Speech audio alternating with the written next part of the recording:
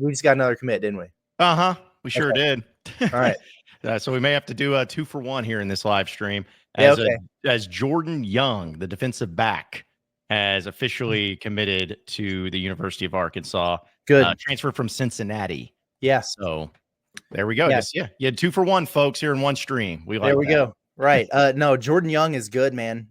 He was one that I really wanted as soon as I saw that he was going to visit Arkansas earlier in the week. Let me pull up his stats here. But Cincinnati, I know maybe it's a little bit different since what's his name? Fickle has left, but usually they're pretty salty on the defensive side. And then hell, you got Jaheim Thomas from there last year. He wound up being a really good linebacker for you. So they usually have some dudes who can play. But I like Jordan Young. Looking at his numbers this year, he had 35 tackles. Did he come up with a pick? No, he had a pick last year. But he was pretty solid, graded out pretty well in PFF, and I'll pull those up. Since we're doing this in real time, it's going to take me a minute. Yeah. But that's a really good get. So, again, like still plenty of work to do. You missed on a couple, top targets there, but I think the secondary has definitely improved today between Quintavious, who I really like from Eastern Michigan, and then Jordan Young here. I think you've done a pretty damn good job on the secondary end of things. This is good. This is again, another guy here. So this becomes, I add him to Quintavious, to the two offensive linemen as guys who I look at that Arkansas has added. And I say, okay, they got dudes who can play and contribute and make an impact for them right away. This is a good get. Yeah. And so that's where it comes into play of, we just talked about the defensive line and the edge rushers of trying to get guys that can really help you out. But the secondary, I agree that they've done so far a really good job of adding some pieces in here. This is a cornerback, by the way, because they got the safety earlier. Now it's a cornerback. But he's a guy that's 6 feet tall, 197 pounds. He had 19 solo tackles this season for Cincinnati, had 5 pass deflections, started in every game and played in every game for him. So that's always big to when you have a guy that's not, we got benched for someone better because he wasn't any good or anything.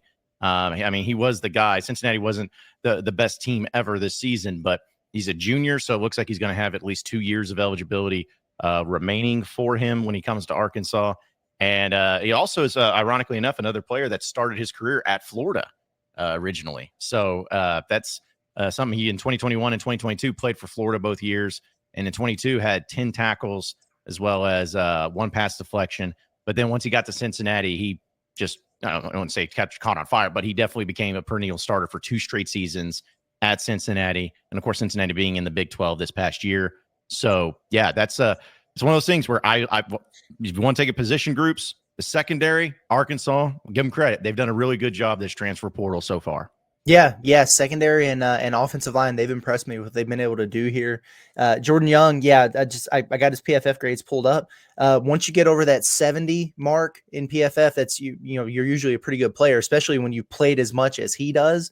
Overall defense grade 72.2. That's really solid, well within the top half of qualifying corners. Coverage grade 73.4. So that's good. We talked about it, man. Like they just need dudes who can cover receivers. Yes. The more man coverage you can play, the better, right? So that's good. And then he was pretty solid in run defense, 69, nice overall there. But I think this is a solid addition, and that's a couple of them in the secondary today. So I'm happy with it. Yeah, and we know that of all the position groups that they need the most help with, obviously it was everything. But the secondary, even though this past season, I know the numbers don't always say it, but this past season the secondary, statistically speaking, was not great. And pass defense. I mean, Arkansas was still one of the worst teams in the SEC in pass defense and in passing yards given up. So it's not like, oh man, you got to replace all these bona fide dudes. It's like, but you got to remember, you got to replace Jalen Braxton, which I know he didn't play at all this season, but he was somebody that you had on the roster that you were counting on. You have to replace him. You got to replace a guy like Cuddy. You got to replace, I assume, Hudson Clark, because again, his fiance is going to kill him if he comes back for another year. So you got all these other pieces that you're having to replace, and it's almost like a wholesale thing, just like in other position groups. It's a wholesale deal here in the secondary. And, again, if you're able to get guys that are experienced, that are coming from places where they grade out heavily, and they're guys you can just step in and be serviceable, I don't think no one should expect any player or Arkansas to go into the portal and get their next, somebody like a Chris Houston, or a Cam Curl, one of these NFL caliber bona fide dudes from the secondary. That's what you're hopeful for.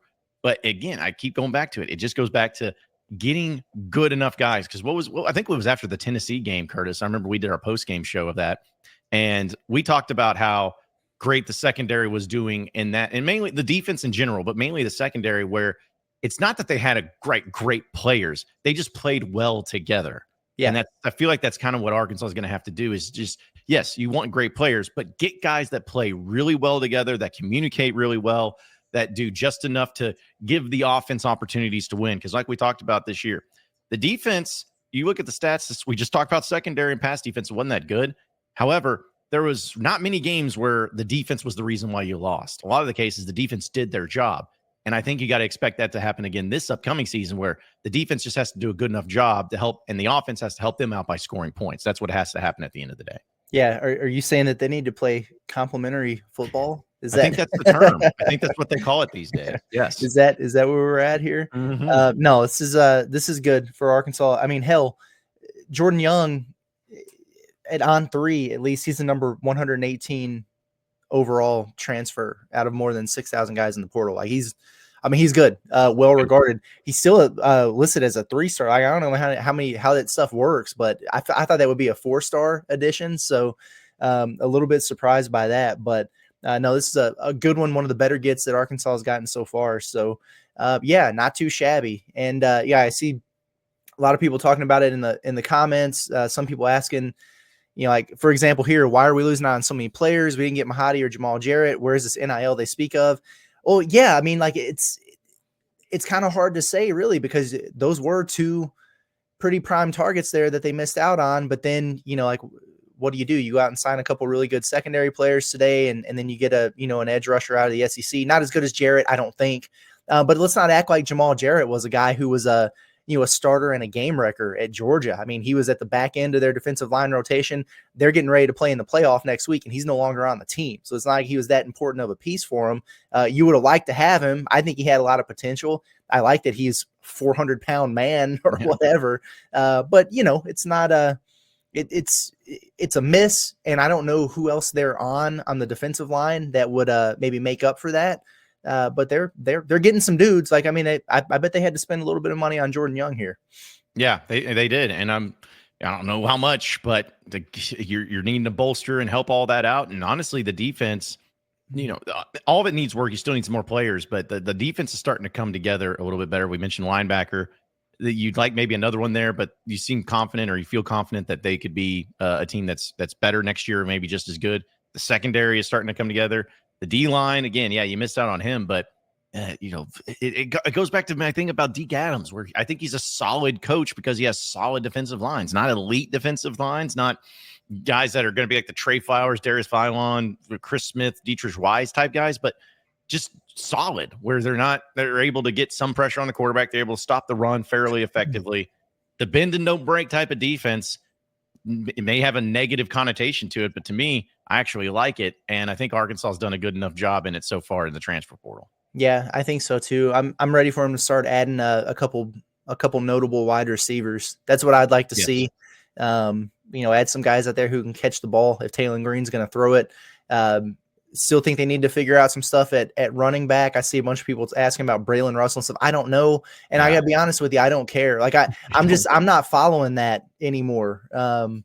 In again, out again, visiting Ole Miss and going to be at Arkansas's practice or whatever y'all are saying in the chat. I do not know what that is. And honestly, we probably won't react to it live because it's just so subject to change. It's so subject to change. And like, I would like to have Braylon Russell back. I think he's a talented running back and everything, but with everything that's gone on, I mean, they obviously need to make good and damn well sure that it's that he's in, all hog, whatever, embrace the logo, whatever you want to call it. But this back and forth stuff has been just absolutely ridiculous. Yeah. If that ended up happening again, I've always trusted coaches. Hey, if they want a player, and they're going to get him. I'll just be honest. I won't like it. I won't like him being back in the fold. I'm just going to be honest, because I don't like the way that everything's been handled by him and by his representation and all of that. But hey, if Arkansas wants him, if Pittman wants to deal with that headache, have at it. But, and he is a good player. And I think he would help if on the field wise, I think he would help. But I'm also not going to sit here and pretend that what all transpired and what all went down just erased from memory and everything. Like, it's always going to be, whether it's right or wrong, that's always going to be following him, and that's always something I'm going to think about. So Yeah. but yeah, Crazy times, man. Crazy Mhm. times for sure.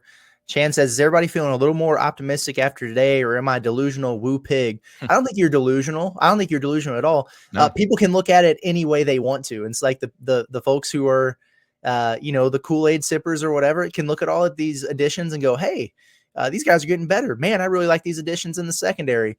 The folks who are looking for a reason to be, irritated or frustrated or negative or pile on Sam Pittman can go, man, they whiffed on their number one running back target and their number one defensive line target today. So it's a give or take. And for us, we just react in real time to all of it. So for me, I'm kind of in between. Like I'm very pleased with the additions that they've made. And I'm also disappointed with the guys that they whiffed on. That's just kind of the reality of the situation. But they definitely got better in the secondary. Ain't no doubt about that. Well, if you're using like a little grading system of like where I feel of it at current state, which is subject to change always, but if you're doing the A, B, C, D, F scale, I'm feeling right now at probably like a C plus B minus for Arkansas in the portal, I where think so. it can go up, depending on who they get. But there's also been some players that you really wanted that you've missed out on, and so and I look at it as, if you go C plus or above, it's between a mild, very marginal success or a major success. So right now, I'd say they've been mildly successful coming out of the portal. And we'll see if a few of these players end up and what ends up happening. Because I know one of them, a lot of people were wondering about Courtney Crutchfield, the wide receiver. When is he going to pop? Because everyone's feeling that he's going to be at Arkansas. When that happens, that'll help. I'm not saying he's a world beater, but it's a guy that you at least are familiar with that could help you out in the wide receiver room. So they can do some things that can really up that grade. But right now, I'm saying they mildly, marginally have been successful in the transfer portal so far. Yeah, I'm with you. I'm with you for sure on the overall standpoint. And it's funny too, because like if we went position by position, there are some right now we could look and go F, but then there are others like I would be the secondary. I might give a minus. I mean, it's been pretty good there. So yeah, it's all over the board and it kind of averages out, but we'll see. And here we are again. John, this is the fourth. If people are subscribed to Inside Arkansas's YouTube channel, this is the fourth time they've seen my face, and it's not even noon. I had a basketball preview this morning. I've done this 3 times. I'm not gaslight. I don't think Arkansas is done in the portal, whether it's today or tomorrow. I'm expecting probably a couple more. Over the course of this weekend. We got the Pot at the Palace post game later. We'll have the report card Sunday morning. Y'all are gonna get tired of me, man. I think people are just gonna get tired of my face. I might just turn the camera off on the next one and just do the voice. Yeah, well, see, that's what I was thinking. Is like, hey, just get creative with it. Do like one of those AI things, and just put it out there and say how it happens. But I mean, it's been an insane day. I like to tweet that out every so often, but it's been an insane day so far, and it's going to continue to be an insane day. But I did want to address one thing before we get out of here, because I know there's going to be another pop here soon and everything, because it's just going to happen. And I got to find the chat. I should have started. But anyway, somebody was coming after me about Hudson Clark and saying, he's like, dude, stop talking about him. He has no eligibility left. Leave it alone or whatever. Hey, here it is. He says, bruh, Hudson's out of eligibility. He can't come back. Bruh, no, he's not. All right. Confirmed from Hudson himself and his fiance. He can technically still come back. So up yours. Anyways, so that'll do it for us here, as we got 2 for 1 here in the Razorback transfer portal here on Pod of That Nature, talking about Justice Boone as well as Jordan Young. We'll be live again at some point today, whether it's for the Pod at the Palace post-game show or what more likely will happen, another commit for the Razorbacks. So be sure to subscribe right here at Inside Arkansas. Follow us on social media at Inside Arkansas, and check out our website, InsideArkansas.com. For Curtis Wilkerson, I'm John Neighbors. We'll see you on the next live stream and the next portal pop. Have a great rest of your afternoon, everybody. See you then.